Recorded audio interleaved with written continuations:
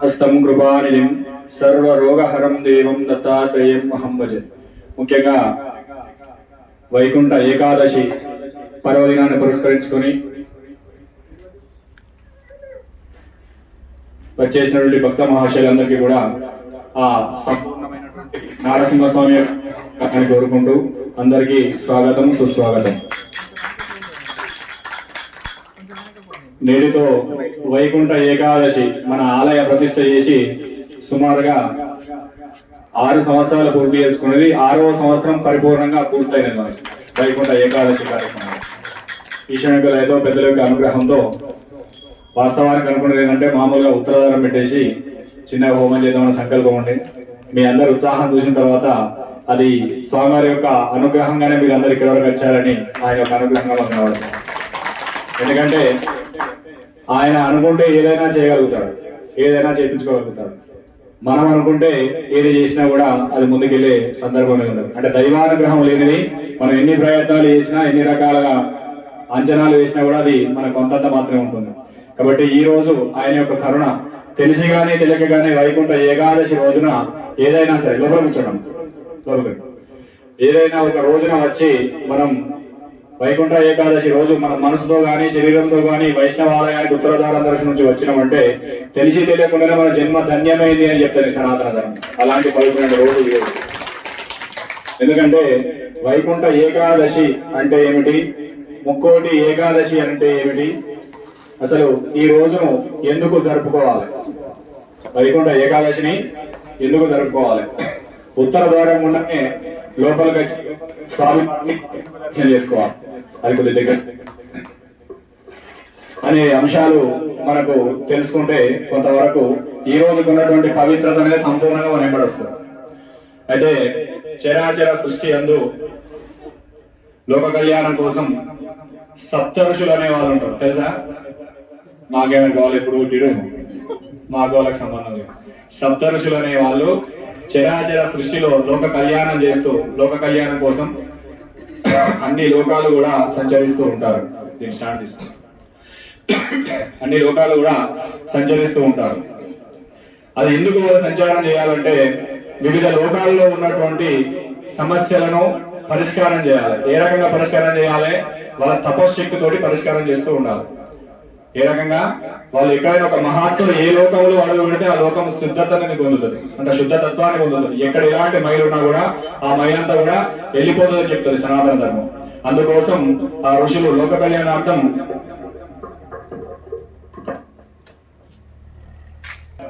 ఆ సంచారంలో భాగంగా ఒకానొక సమయంలో అన్ని లోకాలు తిరుగుతూ భూలోకం నుంచి డైరెక్ట్ వాళ్ళు ఎక్కడికి వెళ్తారంటే అందరూ కలిసి సప్త ఋషులు అంటే ఎంతమంది? సప్త అంటే ఎంత సంఖ్య? 7 మెంబర్స్.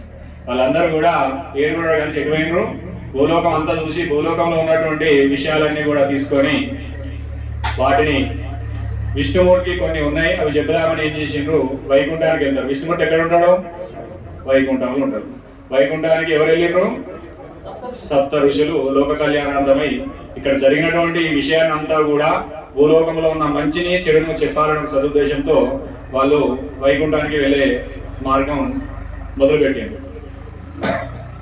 ఆ ప్రయాణంలో వైకుంఠానికి వెళ్ళిన తర్వాత అక్కడ ఉన్నటువంటి ద్వారపాలకులు ఉంటారు. ఎక్కడ?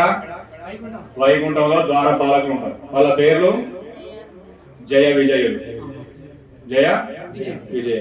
అలా వెళ్ళినప్పుడు శ్రీమన్నారాయణుడు ఏకాంతంలో ఉన్నాడు. మహర్షులు ఎక్కడికి వెళ్ళినా వాళ్ళకి అడ్డు అనేది ఉండదు, ఆపకూడదు కూడా. ఎవరైనా ఋషి ధర్మంగా ఆలయానికి వచ్చినా, ఏదైనా మన ఇంట్లో దైవ కార్యక్రమం జరుగుతున్న ఇంటికి వచ్చినా, ఏదైనా మనం కార్యక్రమం చేసుకున్న అక్కడికి వచ్చినా వాళ్ళంతా వాళ్ళు వెళ్తున్నారు అంటే వాళ్ళు మన ఇంటికి వచ్చినా దేవాలయానికి వచ్చినా ఏ ప్రాంగణానికి వచ్చినా కూడా అది ఏంటిది? లోక కళ్యాణం కోసం వస్తారు. అంటే మనలో ఉన్నటువంటి మలినాన్ని తొలగేయడానికి ఏదైనా లోక కళ్యాణమైనటువంటి అంశాన్ని మనకు చెప్పడానికే వాళ్ళు ఆయా ప్రాంగణాలు సంచరిస్తూ మన దగ్గరికి వస్తారని చెప్తారు. అందుకే ఏ పండుగ చేసినా ఏ చేసినా మన సాంప్రదాయం ఉంటుంది. చిన్న వ్రతం చేసినా ఒక స్వామిని పిలిపించుకుంటే పాదపూజ చేసి భోజనం పెట్టాము. అలా ఎందుకు చేస్తామంటే తపశక్తి మన ఇంట్లో నిమీకృతమై ఉంటుంది, మమేకమై ఉంటుంది. ఆ తపస్సు ద్వారా మన ఇంట్లో సుఖశాంతి సంతోషాలు ఉంటాయని దాని యొక్క అర్థం. ఎందుకంటే మనం నిత్యం అనుష్ఠానం చేయలేం, నిత్య మంత్రానుష్ఠానం చేయలేం. సాధువులు సత్పురుషులు ఎవరు ఏం చేస్తారు? నిత్యం కూడా నిష్ఠాగరిష్ఠులై వాళ్ళ యొక్క తపోగరంలో ముందుకు వెళ్తూ ఉంటారు. అట్లాంటి వ్యక్తి మన ఇంటికి వచ్చి పాదం మోపి మన ఇంట్లో అడుగు పెడితే ఏమైతే శుభము అని మనకు సనాతన ధర్మం చెప్తా ఉంటుంది. అందుకోసమే మనం ఏం చేస్తాం, ఏ కార్యక్రమం చేసినా, పెళ్లి చేసినా, హోమం చేసినా, వ్రతం చేసుకున్నా, ఇంట్లో ఏదైనా చిన్న మనం 20 కిలో తొట్టెలాంటి చేసుకున్నా మహాత్ములను పిలుచుకొని వాళ్ళ పత్రం పుష్పం ఫలం సమర్పించి వాళ్ళ పాలన చేసుకుంటాం. అది మన ధర్మంలో ఉండేటువంటి ఒక ఉన్నతమైనటువంటి స్థితి. అదేవిధంగా ఈ సప్త ఋషులు కూడా అక్కడికి వెళ్ళినప్పుడు ఆ జయ విజయుల వినాశకాలే విపరీత బుద్ధి, మహాత్ములకు కొన్ని సందర్భాల్లో కొన్ని ఇబ్బందులు జరుగుతూ ఉంటాయి. అయినా కూడా ఆ స్థితిలో ఏం జరిగింది ఎక్కడంటే వాళ్ళను ఆపడం జరిగింది. ఎవరిని? సప్త ఋషులను. అక్కడికి వెళ్ళేటటువంటి ప్రయాణంలో, వైకుంఠంకు విష్ణుమూర్తిని కలవాలనే ప్రయాణంలో వాళ్ళు వెళ్ళేటటువంటి సందర్భంలో వాళ్ళను అక్కడున్న ద్వారపాలకులు సప్త ఋషులను ఉన్నటువంటి ఆ ఋషిగణాలను, అది ఋషి మండలం కూడా వాళ్ళతో మమేకమై ఉంటుంది. ఋషి మండలం అంటే చరాచర సృష్టిలో ఉన్నటువంటి మహాత్ములు అందరూ కూడా అందులో ఉండేటువంటి స్థితి. అది ఎప్పుడు ఉద్దేశితమవుతుంది? ప్రతి పౌర్ణమికి ఉద్దేశితమవుతుంది. అందుకే మన ధర్మం ఏం చెప్తుంది, ప్రతి పౌర్ణమి రోజు కూడా ఏం చేయాలి, ఎక్కువ సాధన చేసుకోవాలి. శారీరకంగా నీటిగా ఉండాలి, మానసికంగా నీటిగా ఉండాలి, దగ్గరలో ఉన్నటువంటి దైవ దర్శనాలు చేసుకోవాలని పెద్దలు చెప్తారు. ఎందుకంటే ఆ రోజు ఋషి మండలం అంతా ఉత్తేజితం చెంది ఉంటుంది.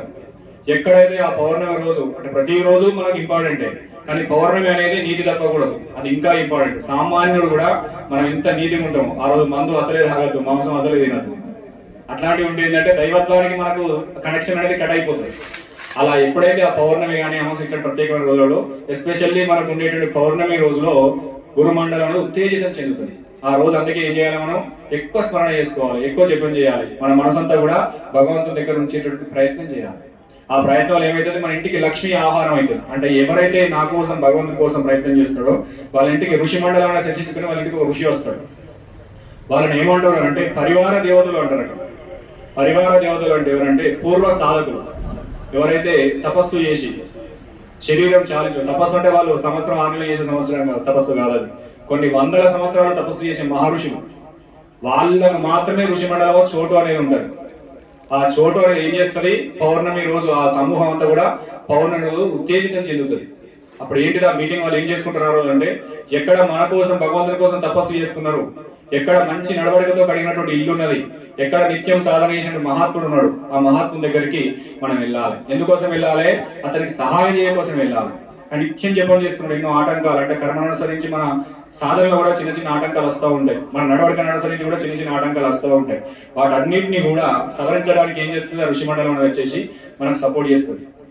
అంటే మనకు తెలియకుండానే ఏదో రకమైనటువంటి సపోర్ట్ అనేది మనకు దాని ద్వారా జరుగుతూ ఉంటుంది. అప్పుడు ఏమైతే సాధకునికి తెలియనటువంటి ఒక పవర్ ఎప్పుడు ఉంటుంది, ఏ రకంగా ఒక గాలి రూపంగా నింబడి ఉండి చేయబట్టి మండలంలో నడిపిస్తూ ఉంటారు సాధకులు. అది ఋషి మండలం అనుగ్రహం. ఎప్పుడైతే ఆ ఋషిమండలం ఋషిమండలం యొక్క దృష్టి మన పైన పడుతుందో ఆ ఇంటిలో దరిద్రం అనే దానికి తావుండదు. అది ఎక్కడ మెయిన్ బేసిక్ ప్రతి నెలకు ఒకసారి వచ్చే పౌర్ణమి సులభమైన మార్గం. ఆ రోజున రామరామాని నీతితో మనం ఉంటాము, ఆ ఇంటిలో తప్పనిసరిగా భగవంతుని యొక్క అనుగ్రహం పొందడానికి మనం అర్హులము, అర్హత పొందడానికి సులభమైన మార్గం అన్నమాట. కాబట్టి ఆ రోజున ప్రతి ఒక్కరు కూడా నిత్యం దీపారాధనతో పాటు ఆ రోజు ఇల్లు శుద్ధి చేసుకొని చేసేటటువంటి నామ సంఖ్యను ఎక్కువ చేయాలి. రోజు 100 చేసుకున్న ఆ రోజు 1000 చేయండి. దగ్గర ఉన్నటువంటి ఆలయానికి వెళ్ళండి, దర్శనం చేసుకోండి, దగ్గర ఉన్న మహాత్ములను దర్శనం చేసుకోండి. అలా చేయడం వలన ఋషి మండలం అనుగ్రహం తొందరగా దొరుకుతుంది, మన ఇంటిలో అభివృద్ధి పెరుగుతుంది, ముఖ్యంగా సాధకుల అభివృద్ధి పెరుగుతుంది. అది చాలా ఇంపార్టెంట్ విషయం అన్నమాట. అయితే ఈ సప్త ఋషులు వచ్చేటటువంటి ఆ క్రమంలో అక్కడ ఉన్నటువంటి ఆ జయ విజయులు వారిని ఆపడం జరుగుతుంది. ఎవరిని? సప్త ఋషులను, జయ విజయులు. ఎందుకు వెళ్తారు సప్త ఋషులు? వాళ్ళకి ఏదో కోరికలు కావాలని, ఏదో వాళ్ళకి పొందాలనే ఆలోచన వాళ్ళకి ఏం లేదు. వాళ్ళ పనే లోక కళ్యాణం, తిరుగుతూ ఉండడం. అంటే త్రిమూర్తులు కూడా శక్తిని ఇచ్చేటటువంటి తపస్సు వాళ్ళ దగ్గర ఉన్నదన్నమాట. వీళ్ళనేది స్వామి ఏకాంతంలో ఉన్నాడు, స్వామి చెప్పిపెట్టాడు, ఎవరు వచ్చినా ఇలా లోపలికి పంపించకురా బాబు, నేను కొద్దిగా ఏకాంతంలో ఉన్నా, రెస్ట్ తీసుకుంటున్నాను. కానీ ఆ చెప్పేటటువంటి క్రమంలో కూడా వాళ్ళు అర్థం చేసుకోవాలి, ముందు ఉన్న వాళ్ళు ఎవరు వచ్చినా పంపించకుండా చిన్న వాళ్ళు నత్తి ఇప్పుడు ఆదరాబాయి తర్వాత అని చెప్పిన వాళ్ళు. కానీ వీళ్ళేం చేసిండ్రు, ఏకంగా సప్త ఋషులనే ఆ ఋషి మండలాన్ని ఆపే ప్రయత్నం చేసిండ్రు. ఎవరైనా ఆపవచ్చు కానీ తల్లిని తండ్రిని ఋషులను ఎప్పుడు కూడా ఆపదు. అంటే ఒక భక్తుల దగ్గర ఎవరైనా ఒక స్థాయి వెలిగే ఒక వ్యక్తి దగ్గరికి వస్తున్నారంటే ఆ వ్యక్తి ఆపకూడని అంశాలు 3 ఉంటాయి. ఏంటి అవి? తల్లి, తండ్రి, గురువు. ఈ మూడింటిని కూడా ఎవరు కూడా తిరస్కరించరాదు. నువ్వు ఎంత బిజీ ఉండు, ఎంత సుఖంలో ఉండు, ఎంత భోగంలో ఉండు, ఎలాంటి సందర్భంలో ఉండు, వాళ్ళకు నీకు చెప్పకుండా అత్యర్హత ఉన్నదంటే వాళ్ళకి ముగ్గురికే. అందుకే గురు బ్రహ్మ, గురు విష్ణు, గురుదేవో మహేశ్వర, గురు సాక్షాత్ పరబ్రహ్మ తస్మై శ్రీ గురువే నమః అని చెప్తుంది శాస్త్రం. ఆ గురువు ఎక్కడైనా సరే వస్తున్నాడంటే గురువుకి ఎక్కడ కూడా అడ్డం అనేది ఉండదు. ఆయన ఎందుకు వస్తాడు? నీ కర్మను భస్మం చేయడానికి వస్తాడు, నీకు మంచిని ఇవ్వడానికి వస్తాడు, నీ యొక్క శక్తిని పెంచడానికి వస్తాడు, నీ ఇంటిని శుభం చేయడానికి వస్తాడు. అలాంటి సందర్భాలు విడిచిపెట్టి మనం వాళ్ళకి అడ్డు చెప్తే నీకు వచ్చే లక్ష్యం నువ్వు పోవమ్మా అని చెప్పినట్టు ఉంటుంది. కాబట్టి ఎప్పుడైనా మహాత్ములు వచ్చినా తల్లిదండ్రులు వచ్చినా కూడా కొంతమంది ఇంత పెళ్లి చేసుకుని తల్లిదండ్రులు ఇస్తలేదు. అది మనకు చాలా దుర్మార్గమైన ఆలోచన. ఏదైనా తెచ్చుకున్నా కూడా తినడానికి కూడా వాళ్ళు పెడతలేరు. సాటుకు తినేటువంటి తత్వాలు బాగా పెరిగిపోయినాయి మన ఇళ్ళలో. ఏమైనా పర్సనల్ తెచ్చుకొని ఇంట్లో పెట్టుకుంటే తల్లిదండ్రులు చెప్పకుండా తినేవాళ్ళు చాలా మంది ఉన్నారు. అది చాలా తప్పు. నువ్వు ఏదైనా తీసుకొచ్చుకో, తల్లి తండ్రి వాళ్ళకి ముందు వాళ్ళకి పెట్టిన తర్వాత నేను తీసుకోవాలి, నీ కడుపు నిండుగా ఉంటుంది. అది నీకు గురు మండలానికి అనుగ్రహానికి అది పాత్రమే. అందుకే మాతృదేవో పితృదేవో అంటారు. అవి రెండింటిని మనం గుర్తించుకున్నప్పుడు జీవితంలో ముందుకు వెళ్తాం. అలా వాళ్ళు వచ్చినప్పుడు ఈ జయ విజయం వాళ్ళు ఆపడం జరుగుతుంది. మేము ఋషులమయ్యా, మేము ఏదో మా కోరిక కోసం రావడం లేదు, మా యొక్క స్థితిని పెంచుకోవడం కోసం రావడం లేదు, ఇక్కడ ఉన్నటువంటి దానికి మా యొక్క శక్తిని దారవేయడానికి వచ్చాం. భూలోకం అంతా తిరుగుడు ఇక్కడికి వచ్చి అక్కడ ఉన్న విషయాలు వారికి చెప్పి వెళ్దామని వచ్చినాం.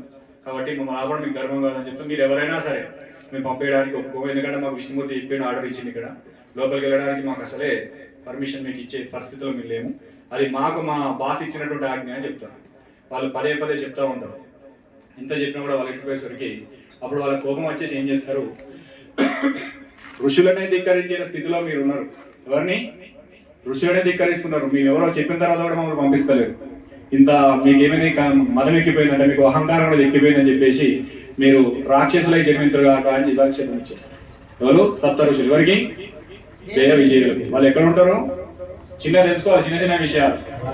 ద్వారపాలకులుగా వైకుంఠంలో ఉంటారు. అందుకే ఎక్కడ ఉన్నా కూడా వైష్ణవాలు ఎక్కడ ఉన్నా కూడా ద్వారపాలకులు వాళ్ళని పెడతారు, బొమ్మలు పెడతారు. ఏమో బొమ్మలు చోకోజ్ అనుకుంటాం మనం.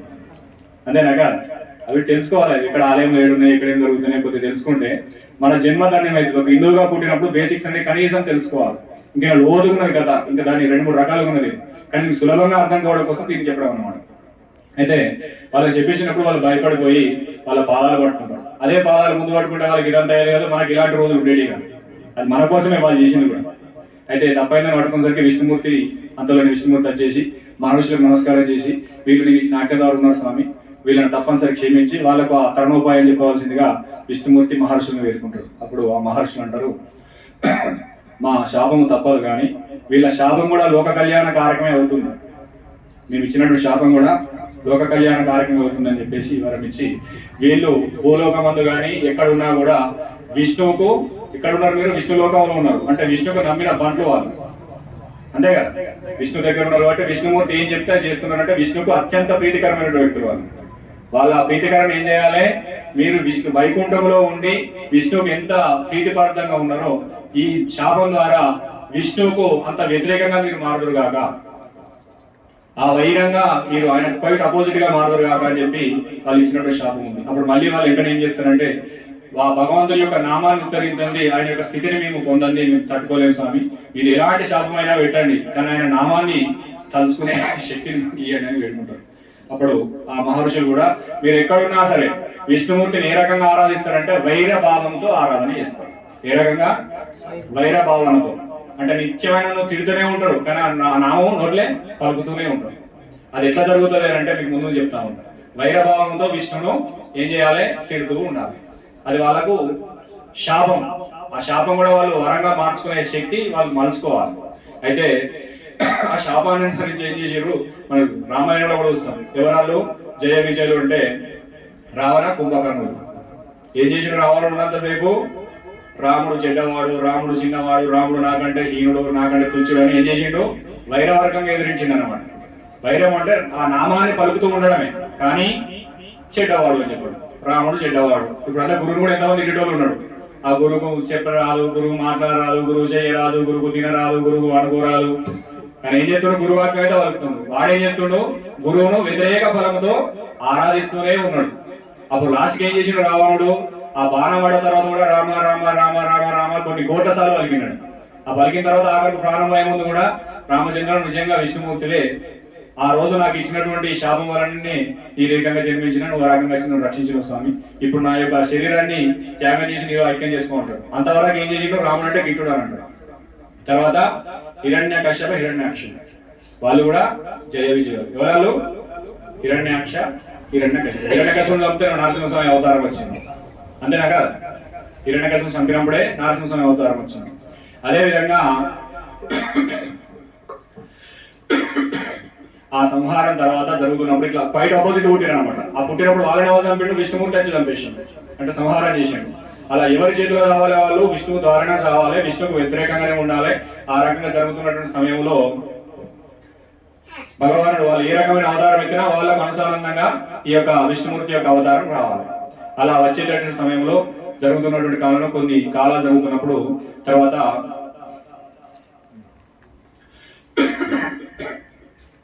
స్వామివారి యొక్క కరుణతో వాళ్ళ యొక్క జీవితం అదే విధంగా ఎక్కడ జన్మెత్తినా వాళ్ళు మళ్ళీ రాక్షసులుగా జన్మెత్తాలి. స్వామివారు అవతారాలుగా వాళ్ళకు విజేసుకొని మళ్ళీ వాళ్ళకు సంహారం చేసి ఏం చేయాలి, వాళ్ళను వైకుంఠానికి తీసుకొచ్చే ప్రయత్నం చేయాలి.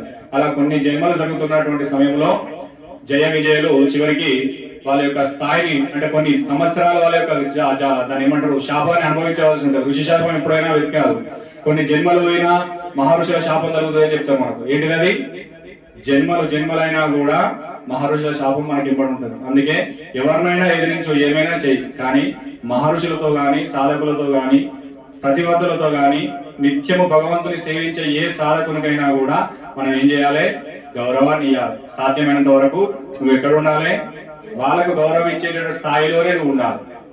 ఆ గౌరవం దాటినట్టు ఏమవుతుంది, ఒక శాపం అనేది నీ ఎంబడబడుతుంది. ఆ శాపం పడ్డప్పుడు నీ జీవితం తప్పనిసరిగా ఏం చేయదు. మన జీవితమే ఎంత కష్టపడ్డా, మన జీవితం ఎంత సాధన చేసుకుంటా ముందుకెళ్ళినా కూడా తల్లిదండ్రులు ఏం చేసినా, మనకి ఎంత కష్టపడ్డా, మనకి ఎంత సపోర్ట్ చేసినా కూడా సాధకులు ముందుకెళ్ళరు. కారణం ఏంటంటే ఋషి శాపం. ఆ ఋషి శాపాన్ని తట్టుకునే శక్తి ఎక్కడ ఉంటుంది, మన ఋషికే ఉంటుంది. దానికి ఏం చేయాలి, అందుకే గురుసేవ చేయాలని చెప్తుంది.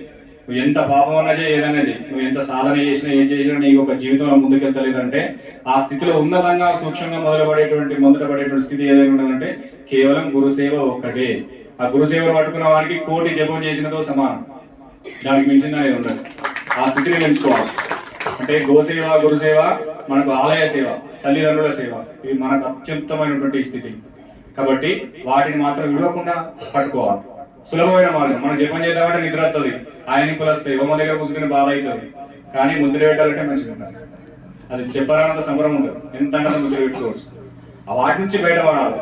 ఆ ముచ్చట నుంచి బయటపడి భగవంతుని ముచ్చటకు దగ్గర ఉండాలి. ఆ స్థితి ఎక్కడ కలుగుతుంది, గురువు సన్నిధిలో ఉంటేనే జరుగుతుంది. మనం బయట ఉంటే కలగదు. అదేమి సాంగత్య దోషం ఎంబడబడుతుంది. మనకు సాంగత్య దోషం వెంటబడి దాన్ని ఏమంటారు, మనం ఆటోమేటిక్గా దానికి వెళ్ళిపోతాం. ఏ దోస్తాన్ని చేస్తామో ఆ సంకల్పం కలుగుతుంది. మంచి గురుపుత్రుల సొప్పతోటే గురువు దగ్గర పోవాలనిపిస్తుంది. సినిమా దోశ సొప్పతోటే సినిమా మంచిగా ఉందో పోవాలనిపిస్తుంది. చికెన్ మటన్ తింటున్న సొప్పతోటి ఇలా మంచిగా ఉంటుంది, తీసుకుంటే చికెన్ షాప్లో మంచిగా అమ్ముతారని చెప్తారు. అదే ధ్యాసలో ఉంటుంది. ఎప్పుడైతే నువ్వు చెడుకు దగ్గరగా ఉండి చెడు వైపు నువ్వు సాధన చేస్తూ ఉంటావో ఆ చెడు నుంచి నేను ఎవరు కూడా బయటపడేయలేరు. కనీసం నువ్వు సాధకునే కావాలంటే గురు పుత్రుడికి దగ్గరగా ఉంటే గురువు దగ్గర తీసుకుంటావు. ఆ గురువు దగ్గర తీసుకపోతే ఆటోమేటిక్గా నీకు జన్మ పావనం అవుతుంది, నీ జన్మ సంతోషం అవుతుంది. ఆ స్థితి వచ్చేంత వరకు కూడా కష్టపడుతూ ఉండాలి. ఆ కష్టాన్ని సుఖంగా మలుచుకోవాలి. గురువు దగ్గర పోతే కూడా వట్టి కాదు, కొడతాడు, తిడతాడు, నీ కర్మను బట్టి ఎన్నో ఇబ్బందులు పెడతాడు. ఇలా రేపు గురువులు ఎట్లున్నారంటే మంచిగా రాగానే కూర్చుని కొట్టు పెట్టి చేసిన గురువులు కూడా గురువులు కాదు. నీలో ఉన్నటువంటి తప్పును గ్రహించి నీకు బుద్ధి చెప్పేవాడే నిజమైన బుద్ధి. ఆ తప్పును వచ్చినప్పుడు నువ్వు తెలుసుకోవాలి. అంటే తప్పు రాని చెప్తే మాత్రం దాన్ని బాధపడవద్దుగా, నీ కర్మ నీకే ఉన్న విషయం. అంటే నీ కర్మను దూరం చేసుకునే స్థితి నీ దగ్గర లేదు అని అర్థం. ఆ స్థితి ఏం చేసుకోవాలి, మలుచుకోవాలి. నీది నువ్వు తప్పనిసరిగా ఒక ఉన్నత స్థితికి మలుచుకోవాలి.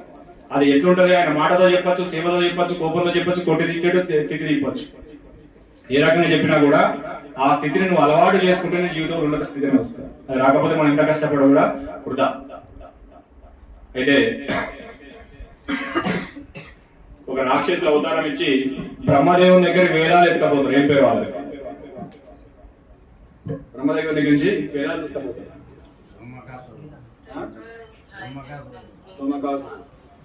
సోమకాసురుని ఎవరితో చంపేస్తారు? ఎవరు? ఏదైనా కూడా విష్ణుతోనే సాధ్యం. తర్వాత ఏదైనా కూడా విష్ణుతోనే సాధ్యం. ఆ విష్ణు యొక్క అనుగ్రహం ఉంటేనే జీవితంలో ఉన్నతమైన స్థితి వస్తుందని మనం చెప్తా ఉంటాం. అయితే ఈ జయ విజయాలు కూడా వైకుంఠ ప్రవేశం పొందాలని, వాళ్ళకి అర్హత రావడానికి ఎన్నో ప్రయత్నాలు చేస్తారు. ఎందుకంటే ఈ పాపం చేసిన తర్వాత మన సాక్షాత్గా దైవ సన్నిధి చేరడానికి అవకాశం అనేది ఉంటుంది. అలా కొన్ని జన్మలు ఎత్తిన తర్వాత విష్ణుమూర్తి వాళ్ళని సంహరిస్తూ వచ్చి ఆ సంహారం తర్వాత వైకుంఠ ప్రవేశం మళ్ళీ వాళ్ళకి దొరకాలి. వైకుంఠ ప్రవేశం దొరకాలి అని అంటే అది అంత సులభమైనది కాదు. ఎందుకంటే మనిషి ఒక్కసారి పాపం చేసిందంటే దానికి 100 రెట్లు పశ్చాత్తాపాన్ని అనుభవించాలి. ఎన్ని రెట్లు? 100 రెట్లు పశ్చాత్తాపాన్ని అనుభవిస్తేనే అది ఎంతో కొంత సాధ్యమైనది. ఆ స్థితిని పొందలేనప్పుడు నువ్వు కిందనే ఉంటావు. అంటే మళ్ళీ జన్మ వస్తూనే ఉంటుంది, మళ్ళీ అనుభవిస్తూనే ఉంటావు. నీ జీవితంలోనూ పడరాని పాటలు పడుతూనే ఉంటావు. ఆ స్థితి వచ్చేంత వరకు ఏం చేయాలి? ఓపిక ఉండాలి, ప్లస్ సేవనే చేయాలి. సేవలేని తిరగాలి. అదేవిధంగా ఆ జయ విజయులు వైకుంఠ ప్రాప్తి పొందడం కోసం విష్ణుమూర్తి వాళ్ళకి ఏం చెప్తారంటే, ఇప్పుడు ఉన్నటువంటి స్థితి సూర్యుడు ధనుసు రాశిలో ఉండాలి. సూర్యుడు ధనుసు రాశిలో ఉండాలి. అది పున్నం ముందొచ్చే ఏకాదశి ఉండాలి. ఇప్పుడు మనం ఉన్న రోజు, ఈ రోజున ఏం చేయాలి? ఇప్పుడు మనకి తూర్పు ద్వారం ఉన్నది. వైకుంఠానికి తూర్పు ద్వారం ఎప్పుడు ఓపెన్ ఉంటుంది. అలాగే ఎవరు పోతారు? నిత్యము కూడా అనుష్ఠాన పరులు, సాత్వికులు అందరూ కూడా నిత్య దర్శనం చేసుకుంటారు. వాళ్ళకి ఆ ఫలితం భగవంతుడు ఇస్తూనే ఉంటాడు. ఎవరైతే అధికంగా పాపాలు చేసినటువంటి వ్యక్తులు ఉంటారో, లేదా సామాన్యుల కోసం, సాధకుల కోసం చెప్పే అంశం దీని తర్వాత మీకు చిన్నగా చెప్పే ప్రయత్నం చేస్తాం.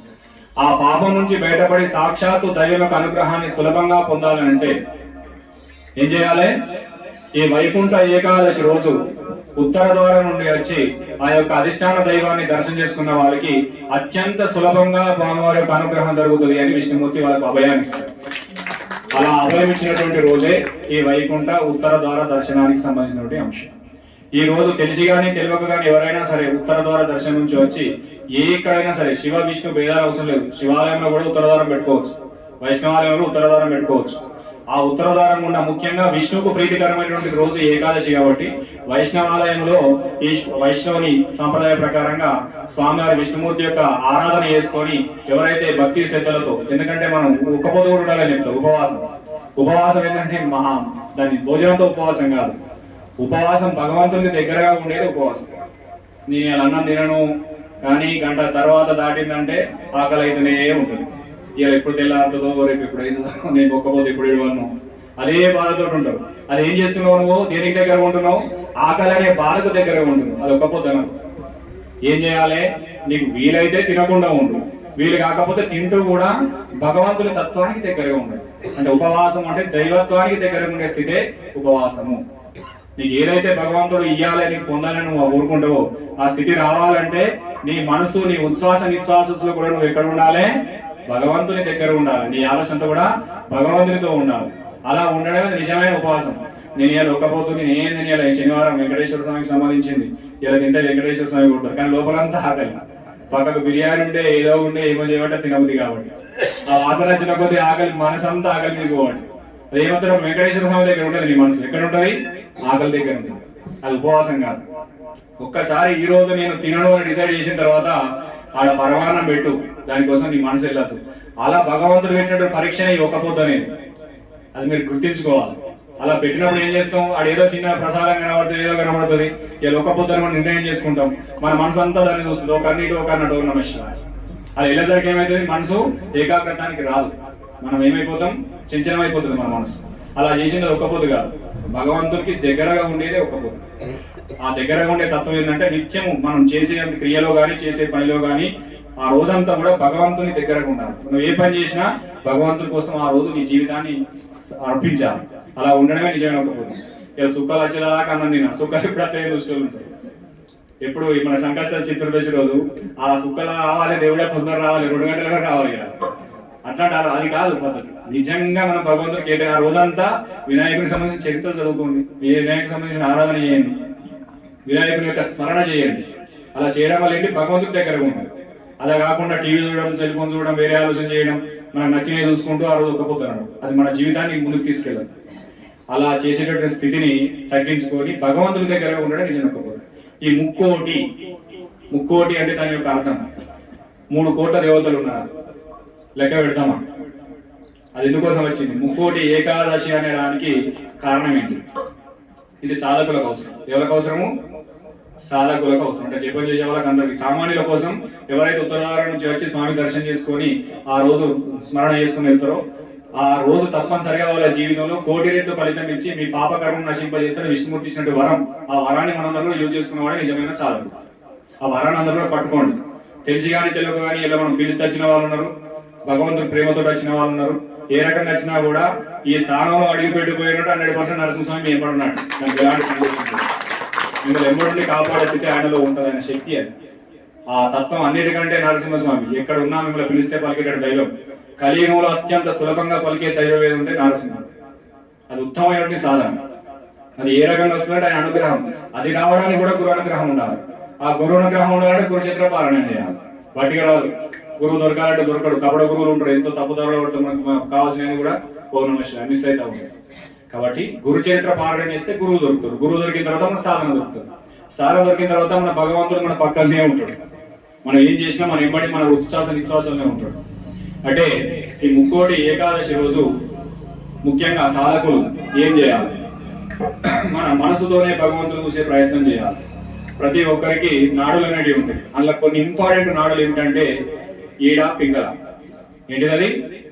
ఈడ పింగళ నాడు. అంటే అది ఎక్కడ ఉంటుంది? ఎడమ ముక్కులో ఈడ, కుడి ముక్కులో పింగళ. చాలా రహస్యం అన్నమాట. తర్వాత సుషుప్న నాడి అని ఉంటుంది. నేను డాక్టర్లా కాల్సిన గవర్నమెంట్ మాకు ఎందుకని కాదు. ఇది తెలుసుకుంటే మీకు చాలా రహస్యం. ఇది ఓపెన్ చెప్పేది కాదు. కాకపోతే ఇక్కడ అందరూ 19 సాధువులు ఉన్నారు కాబట్టి కొంత చెప్తే మీకు ఉపయోగపడుతుంది ఒక ఆలోచన. ఆ ఈడా పింగళ నాడి ఉచ్ఛ్వాస నిశ్వాసాలతో కలిపి మనకు ఆ సుషుప్న అనే నాడి వెన్నుపూస ముందు నుంచి మొదలుకొని సహస్రారం నుంచి మన భూమధ్య స్థానం వస్తుంది. దీన్ని బ్రూటీ అంటారు. 3వ కన్ను నేత్రం అని అంటారు. ఇక్కడ బొట్టు పెట్టుకుంటే మనం ఉత్తేజితం అంటారు. ఎందుకంటే ఇక్కడ 3 నాడులు కలిసి అక్కడ ఉన్న శక్తిని మనకు పెంచుతాయి. అంటే ఒక మనిషి ఉత్తేజం బొట్టు పెట్టుకోవాలని అందుకే చెప్తారు. ఎక్కడైతే ఈ త్రికుటి స్థానం భూమధ్య స్థానం అనేది ఉంటుందో ఇక్కడ ఈడా పింగళ అనే నాడి, అదే విధంగా సుషుప్న అనే నాడి 3 కలుస్తాయి. 3 కోణాలు కలుస్తాయి.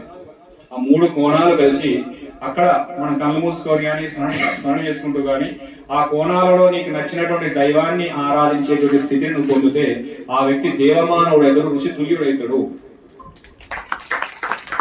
చాలా ఇంపార్టెంట్. అక్కడ ఏం చేయాలి?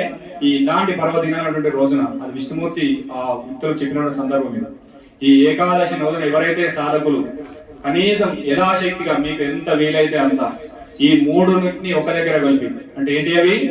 ఈడా పింగళ సుషుప్న నాడుల యొక్క స్థితిని ఒక్క దగ్గర తీసుకొచ్చి యథాశక్తిగా ఆ స్థితిలో ఏకాగ్రతంగా ఉంచి నీ నచ్చినటువంటి దైవాన్ని, ఏ దైవం లేకపోతే నీ నచ్చినటువంటి గురువును ఆ స్థానంలోంచి ఆరాధించేటువంటి స్థితి, 3 కోణాలు కలిసేటటువంటి స్థితి ముక్కోటి స్థితి. ఆ స్థితిని ఏకాగ్రతం చేసి అందులో భగవంతుని చూడడమే, నారాయణమూర్తిని చూడడం ముక్కోటి ఏకాదశి. అంటే ఏకాదశి రుద్రులు అక్కడ నీకు ఉంటారు, అన్ని విధాలు నీకు పనిచేస్తారు. కాబట్టి సాధకులు ఎవరైనా కూడా మనకి ఈ రోజు ప్రత్యేకంగా చేయవలసింది ఏంటంటే, అందుకే ఎక్కువ మంది ఏం చేస్తారు? సాధన చేసేటటువంటి సమయంలో నీకు నచ్చినటువంటి దైవాన్ని భూమధ్య స్థానంలో నీకు సాధన చేయబిడ్డ అని చెప్తారు. కానీ మనం ఏం చేస్తాం? ఆ స్థానం జపం చేసుకుంటూ దేవుడిని కాదు వేరే వాటిని ముగిస్తాం. జపం చేసేటప్పుడు అన్ని గుర్తుకొస్తాయి. అలా గుర్తుకు రాకుండా ఉండాలంటే శ్వాసను నియంత్రించుకునే ప్రయత్నం చేయాలి. ఒకరోజు అయ్యే పని కాదు, నిత్యం సాధన చేయాలి. ఒకరోజు చేస్తే కాదు, 2 రోజులు చేస్తే కాదు, మన కర్మ అనుసరించి ఒక జన్మ కూడా కాదు, మన కర్మ చెడు కర్మగా ఉంటుంది. ఇవాళ నీకు జపం చేసే అదృష్టం దొరికింది, నీకు గురువు దగ్గరికి వెళ్ళే ఆలోచన వచ్చిందంటే కొన్ని జన్మల పుణ్య ఫలితం అని చెప్తుంది. ఆ జన్మల పుణ్య ఫలితం అంతా కూడా కలగలిసి వచ్చి నీ స్థితి పెరిగి నువ్వు ఆ భూమధ్య స్థానంలో నీకు నచ్చినటువంటి దైవాన్ని, నీకు నచ్చినటువంటి గురువుని నిలిపి నువ్వు ఆ స్థితిలో చూడగలుగుతున్నావు అంటే అది నిజమైన ఉత్తమ జన్మ గురువు ద్వారానే సాధ్యం. ఆ స్థితిని పెంచుకోవాలి. ఆ స్థితి రావాలి అని అంటే సాధన పెంచుకోవాలి. సాధన పెంచుతూ మన ఏకాగ్రత నుంచి, ఉదాహరణకి ఇప్పుడు శివుని స్మరణ చేసేవారు ఓం నమః శివాయ, అది చాలా ఇంపార్టెంట్. మామూలుగా దాన్ని పబ్లిక్ లో చెప్పేది కాదు. ఆ ఓం నమః శివాయ నామాన్ని కూడా ఒక దాని ద్వారా ఎక్కి ఒక దాని ద్వారా దించే ప్రయత్నం చేయాలి. కొంతసేపు దాన్ని బంధించే ప్రయత్నం చేయాలి. ఆ బంధించిన స్థితిలో నీ మనసంతా కూడా భూమధ్య స్థానంలో ఉండాలి. అలా ఎవరైతే తెలిసి కానీ తెలియని పంచాక్షరి మంత్రాన్ని, ఓం నమః శివాయ మంత్రాన్ని ఒక 5 లక్షలు సిద్ధి చేస్తారో నాడి ద్వారా వారికి అద్భుతాలు జరుగుతాయి. సృష్టి అంతా కూడా తెలుస్తుంది. వారికి నాడీ శుద్ధి అవుతుంది. నాడీ శుద్ధి అయిందంటే నీ బతికేంది, నీ జీవితం ఏంది, ఎదుగుమ జీవితం ఏంది చెప్పేటట్టు త్రికాలజ్ఞం అవుతుంది. అది సులభంగా శివ పంచాక్షరితో సాధ్యమైనటువంటి పని. అందుకే అన్నిటికంటే గొప్పైనటువంటి మార్గం ఏదంటే శివ పంచాక్షరి సులభమైన మార్గం. అది అత్యంత సులభంగా పనిచేస్తుంది అని చెప్తుంది. అంటే ఇలా శివకేశ భేదాలు ఉన్నాయి. నువ్వు విష్ణుమూర్తి దగ్గరికి వెళ్ళి కూడా ఓం నమః శివాయ నామం చేయొచ్చు, శివుని దగ్గరికి వెళ్ళి చేయొచ్చు, అమ్మవారి దగ్గరికి వెళ్ళి చేయొచ్చు. ఇవన్నీ భేదాలు మన కర్మ నుంచి వస్తాయి. అది ఎట్లా తెలుస్తుంది అంటే గురువు దగ్గర ఉంటుంది. అంటే నీకు ఒక పేరు ఉంది, ఉదాహరణకు శ్రీకాంత్ అనే పేరు ఉన్నది, ఇంకోళ్ళకి ఇంకో పేరు అనేది ఉంది. శ్రీకాంత్ అనే పేరును బట్టి ఆయన యొక్క ధనాన్ని గుణాలను చూడాలి. అది గురువు చూస్తాడు. నీ పేరేంది, నా పేరేది. అలా చేసిన తర్వాత వాళ్ళ గుణాలు ఉంటుంది. ఆ రాక్షస గణమా మనిషి గణమా చెప్తారు. రాక్షస గణం కనుక పేరు వస్తే ఆ పేరున్న వానికి శివునికి ఉదాహరణ చెప్తాను నేను. ఆ పేరున్న వాళ్ళకు శివనామం చేసుకో బిడ్డ అని చెప్తాను. ఎందుకంటే ఎవరైతే రాక్షస గణాలకు అధిపతి ఎవరు? ఈశ్వరుడు. దేవగణాలకు అధిపతి, మనుష్య గణాలకు అధిపతి ఎవరు? విష్ణువు. అమ్మవారి యొక్క ఆరాధన, ఈ ఆరాధన ద్వారా అది పేరు ద్వారానే వస్తుంది. అలా వచ్చిన తర్వాత వాళ్ళ కర్మ అనుసరించి ఆ జన్మ శుద్ధి అవుతుంది. ఆ సిద్ధిన తర్వాత మనం ఏ మార్గాన్ని పట్టుకున్నా సులభమవుతుంది. నేను విష్ణువుని ఆరాధించాను, నేను శివుని ఆరాధించాను కాదు. ఎవరైతే మనసులో విష్ణువుని ఆరాధించి శివుని పైన ద్వేషం పెంచుకుంటాడో సాధన ముందుకెళ్ళాడు. అందుకే లింగం కొట్టుకునే సిద్ధాశ్రమం ఉంది. లింగం కొట్టులో శివుడు ఉన్నాడు, సిద్ధాశ్రమం రాక్షసాయం ఉన్నాడు. అలా ఏ భేదవాడే ఉండదు. మనం అంతా సర్వం, అంతా సమానమే. ఎందుకంటే దత్త సాంప్రదాయంలో ఏ అమ్మవారి భేదం ఉండదు, ఏది ఉండదు, ఎక్కడ ఏముండదు. అన్ని కూడా ఆ పరమాత్మ చూసుకుంటారు. ఎక్కడ చేసినా కూడా అక్కడ చేసినా ఇక్కడ చూస్తాం, ఇక్కడ చేసినా అక్కడ చూస్తాం. అవి రెండు కలిసినప్పుడే ఆ జన్మ మానవ జన్మ ఉత్తమ జన్మ అవుతుందని చెప్తుంది సనాతన ధర్మం. అందుకే జీవితంలో ఏది తెలిసి కానీ తెలియక కానీ ఎప్పుడు కూడా భగవంతుని వ్యతిరేకించకండి, సాధకులను వ్యతిరేకించకండి. మన హిందూ ధర్మం ప్రకారం వచ్చే ప్రతి పండుగను గౌరవించండి. ఇంటిని శుద్ధి చేసుకోవడం, మనం ఉన్నదాంట్లో తృప్తిగా ఉండడం. అప్పులు చేసి పండుగ చేయదు. ఒక్కొక్కరు ఏదైనా ఇంట్లో పండుగ చేయాలంటే అది 5 రూపాయలతో అయ్యేది 50 లక్షలు పెట్టి చేసిన మహాత్ములు కూడా ఉన్నారు. వాళ్ళు ఎప్పుడు కూడా అప్పులు చేసి పండుగ చేయాలి, అప్పులు చేసి తీర్థయాత్రలు చేయాలి. తల్లిదండ్రులను ఎప్పుడు కూడా నిందించరాదు, గురువుని ఎప్పుడు కూడా నిందించరాదు, గోవుని ఎప్పుడు కూడా నిందించరాదు, తులసిని ఎప్పుడు కూడా నిందించరాదు. అది చాలా ఇంపార్టెంట్. ఇట్లాంటి విషయాలు మీరు పెట్టుకుని ముందుకెళ్తే జీవితంలో మీకు వెనుకడుగు అనేది ఉండదు. ఒక తాత్కాలికంగా మీకు చిన్న చిన్న బాధ కలుగుతుంది. ఎందుకంటే కర్మ అనుసరించి జరుగుతుంది. భగవంతుని నమ్మిన, గురువుని నమ్మిన, తువ్వబెట్టి పోతున్నావు, ఈ కాలం పెద్ద ప్రమాదం జరిగేది ఉండేది. ఆ ప్రమాదం చిన్న దెబ్బతో తప్పుతుంది. లేక ఒక 10 మందితో బస్సులో పోతున్నావు, ఆ బస్సుకు పెద్ద ప్రమాదం జరిగేది ఉండేది. ఆ బస్సులో కనుక సాధకుడు ఉండి నిజమైన గురుపుత్రుడంలో ఉన్నాడంటే ఆ బస్సుకు జరిగే ప్రమాదం కూడా తప్పుతుంది. అది మంత్రబలంకున్న శక్తి. అది నిత్యంగా మీరు భగవంతుని మనసు నిండా నింపుకొని సాధన చేయాలి. ఆ సాధన నిండు ఉండాలి. స్వార్థం కోసం ఉండదు, లోక కళ్యాణం కోసం ఉండాలి. నేను ఈరోజు సాధన చేస్తున్నా, ఇది 10 మందికి ఉపయోగపడాలి, లోకానికి ఉపయోగపడాలి, సకాలంలో వర్షాలు కురవాలి, మంచి టైంకు మనకు అన్ని విధాల ఫలితం రావాలి, అన్ని కూడా శుభ్రంగా ఉండాలి అనే విధంగా సాధన చేసుకోవాలి. అలా చేస్తే ఎవరైతే నిండు గుణంగా మంచి మనసుతో చేస్తారో వాడు నిజమైనటువంటి దేవ మానవుడు అవుతాడు. ఆ మానవునికి ఎక్కడ కూడా ఆటంకం అనేది ఉండదు. నువ్వు ఎక్కడికి పోయినా ఏం చేసినా, నువ్వు 10 రూపాయల పని చేసినా, నువ్వు 5 రూపాయల పని చేసినా, నువ్వు ఎక్కడ ఉన్నా కూడా ఆనందంగా ఉండగలుగుతావు. ఆనందం అనేది నిజమైన కళ్యాణం, నిజమైనటువంటి స్వర్గలోకం. అది ఆ ఆనందానికి నువ్వు ఎంత కోట్లు సంపాదించినా ఉదాహరణ. నా దగ్గరికి 1000 మంది చచ్చిపోతారు పెద్ద పెద్ద పర్సనల్ కార్ల, కానీ వాడికి ఆ కారు ఉంటేనే మనకు ఆనందం, వాడి కారు తిరిగిన ఆనందం ఉండదు. ఎందుకంటే మన జీవితమే ఆగమాగం. పుట్టి వాడు జీవితం మొదలైంటారు, రోజు మొదలైన నుంచి ఆగం ఇయ్యాలి, వీడికి వాటికి వాడే ఆగం ఉంటుంది. కానీ అతి సామాన్యంగా సింపుల్ గా బతికేటటువంటి వ్యక్తి దగ్గరనే నిజమైన తృప్తి ఉంటుంది. అది మానవ జన్మ కావాల్సింది అంతే. సంపాదన అనేది అవసరం, కానీ అదే జీవితం కావాలి. తెల్లవారు లేచి నుంచి దానికోసం పరిగెత్తడం చేసుకుంటుంటే జీవితంలో మనం ఏం కోల్పోతున్నామో, ఏం సాధిస్తున్నామో, ఏం చేస్తున్నామో మనకు తెలియదు. అలా కాకుండా కాసింత రోజులు ఒక 10 నిమిషాలు 15 నిమిషాలు భగవంతునికి టైం కేటాయించండి. అన్నిటికంటే ముఖ్యంగా గురు చరిత్ర, మహాత్ముల చరిత్రను పారాయణం చేయండి. మహాత్ముల చరిత్రతోటి మన యొక్క చెడు కర్మ అనేది సులభంగా దొరుకుతుంది. ఎందుకంటే వాళ్ళ యొక్క తపస్సును, వాళ్ళ యొక్క చరిత్రను మనం అంచనా వేస్తున్నాం. దాంతో ఏంటంటే మన శరీరం మంచి స్థితికి వస్తుంది, తెలియకుండానే మనం ఒక నిమ్మలంకి వస్తాం. ఆ స్థితిని పెంచుకునే ప్రయత్నం చేయండి. అందరికీ కూడా ఆ నరసింహ స్వామి యొక్క అనుగ్రహం ఉండాలని కోరుకుంటూ ఈరోజు వైకుంఠ ఏకాదశికి వచ్చి ఈ కార్యక్రమం పాల్గొన్న ప్రతి ఒక్కరికి, ప్రత్యక్షంగా పాల్గొన్న వారికి, పరోక్షంగా పాల్గొన్న వారికి, మనసుతో ఇక్కడ ఉన్న వాళ్లకు ఈ రోజు మనం ఇక్కడ ఆహ్వానం చేసినటువంటి ఆ దేవతల యొక్క అనుగ్రహం అందరికీ ఉండాలని కోరుకుంటూ ఈ రోజు ఈ కార్యక్రమానికి వచ్చిన భజన భక్తులకు, గ్రామ పెద్దలకు అందరికీ కూడా ఆ నరసింహస్వామి అనుగ్రహం సంపూర్ణంగా ఉండాలని కోరుకుంటూ అందరికీ కూడా ఓం నమః శివాయ. అవధూత చింతన శ్రీ గురుదేవ దత్తాత్రేయ భగవానికి జై.